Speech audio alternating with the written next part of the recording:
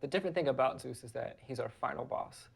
And so more care and more concern needs to go into that because it's going to be what the player remembers when they turn off the game, hoping that they finished it.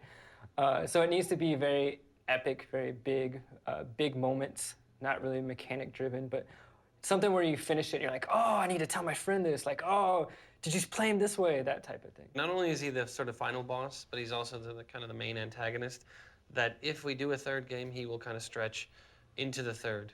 He was such an iconic figure that to ground Kratos back into Greek mythology, we wanted to make sure that when people looked at him, they knew right away that it was Zeus. They didn't have to guess, they didn't, so it was pretty easy coming up with Zeus. I definitely didn't want to stray too far from where I think the literature and everybody's sort of traditional perception of where Zeus is at.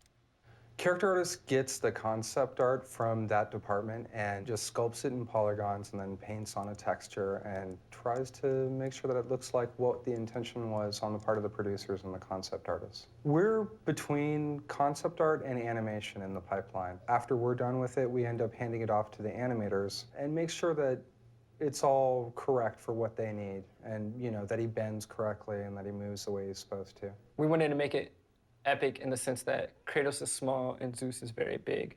But we knew we had some problems with that, so we kind of played with scale, bringing Zeus down, making Zeus back to big. When we started modeling and texturing Zeus, we didn't know that he was going to be a normal-sized guy and then a giant-sized guy. So that ended up adding a little bit of work to the process to make sure that he held up resolution-wise. The fun part is painting the texture on and putting all the wrinkles and stuff in there.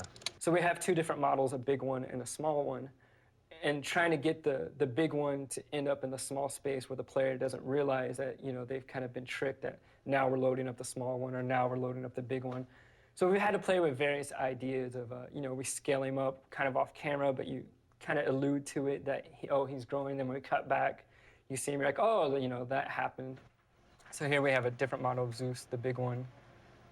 And then right there, we swap to the small one. And right here, we bring the small one back in.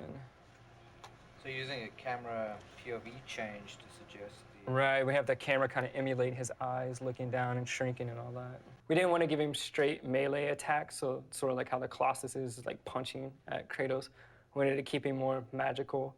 So the things that we're working on are attacks that keep his godlike appearance without getting his hands dirty. They have so much history, and that history kind of unfolds in the horrible things that they do to each other in this fight. So it's a sort of an interesting tying together of all these different elements and really bringing together the actual mythology of all of these gods being completely insecure because of the kind of cyclical nature of overthrowing each other. The thing that you're going to hopefully remember about Zeus will be not only was the fight very fun, but the fight came to a finale where you're like, oh, now I see what they were doing and where they're going, and I can't wait for the next one.